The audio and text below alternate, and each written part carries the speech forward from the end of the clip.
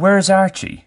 The curious case of Bogotá's Cuban cardiologist and the phantom smartphones. After more than 9 years based in Colombia, I've learned, slowly albeit, not to be so trustworthy of anybody at any time in any situation. The default mode is to think somebody's trying to swindle you until you have concrete proof he or she is not guilty until proven innocent, basically. Every now and again, however, the guard drops. Or better said, somebody comes along who sounds so believable, comes across as so genuine, that you literally buy his or her horse manure. Now I must say that in this particular fraud, it wasn't that my friends and I were completely naive. We didn't just dive in head first without initially testing the murky waters. We did weigh up the pros and cons of what was on offer. Suffice to say, my partners, nay main players in the deal, were Colombians. They can generally smell a rat before it's even born. It just didn't make sense to us that a seemingly respected Cuban cardiologist working at Bogotá's Cardio Infantil, he, Archie Silva, has a LinkedIn profile confirming this, would feel the need to rob a few pobrecitos, poor folk that is, of what is, in the great scheme of things, an insignificant sum of money.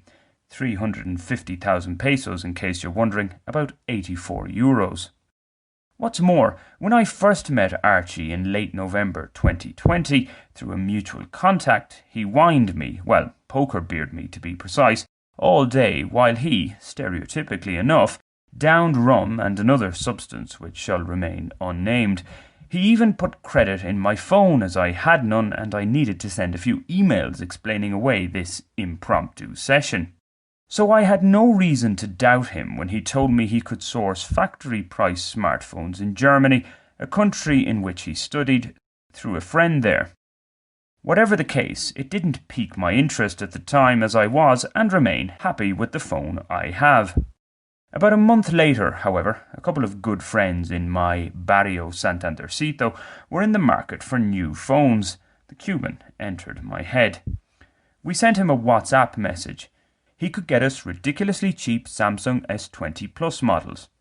After much toing and froing of messages, getting clarification on everything, my friends were confident enough to go ahead with the deal.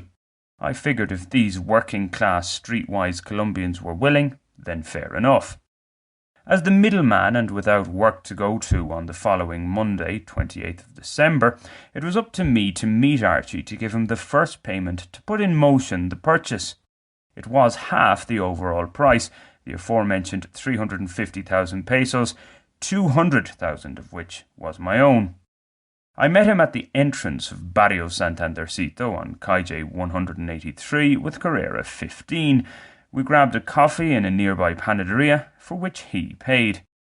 Before I handed over the money, I did ask him if he'd heard of the old expression, if it sounds too good to be true, it probably is. He assured me that this was legitimate, that it was a favour from his friend in Germany who worked for Samsung. Archie had apparently carried out life-saving surgery on this man's mother years ago. As for the remarkably quick delivery time, which I doubted could be realised, they were due on the Wednesday, just 48 hours later. He said they'd be sent by DHL that very Monday. What's more, he told me he couldn't ask for new phones regularly as it would be a breach of trust with this German friend. That made sense to me. So I handed over the money.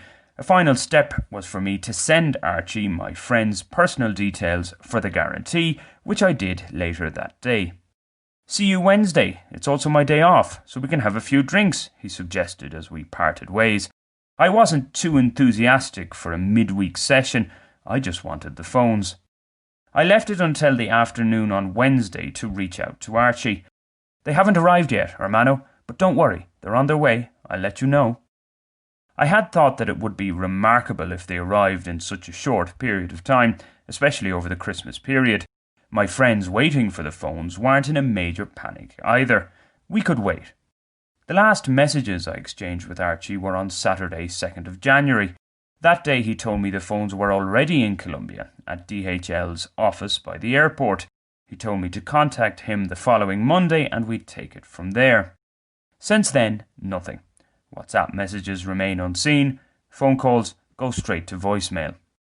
Maybe, just maybe, something untoward has happened to him. Perhaps I'm wrong to think that we've been had. After all, if you can't trust a Cuban cardiologist, who can you trust?